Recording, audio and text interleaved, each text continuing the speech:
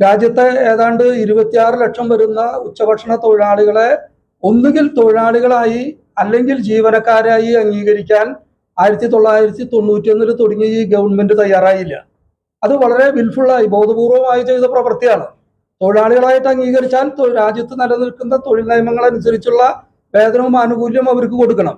ജീവനക്കാരായി അംഗീകരിച്ചാൽ അതിനനുസരിച്ചുള്ള ആനുകൂല്യ അവകാശങ്ങൾ കൊടുക്കണം. അത് കൊടുക്കാതെ സമൂഹത്തിലെ ഏറ്റവും പിന്നോക്കം നിൽക്കുന്ന സ്ത്രീകളായിട്ടുള്ള തൊഴിലാളികളെ തെരഞ്ഞെടുത്ത് അവരുടെ ദാരിദ്ര്യം, പിന്നോക്കാവസ്ഥ ഉപയോഗിച്ച് ഈ ജോലി അവരെ കൊണ്ട് വേതനമില്ലാതെ അല്ലെങ്കിൽ ആനുകൂല്യങ്ങളില്ലാതെ ചെയ്യിപ്പിക്കുക എന്ന് പറയുന്ന വലിയ ഗൂഢാലോചനയുടെ ഭാഗമായിട്ടാണ് ആ പദ്ധതി തുടങ്ങിയത്.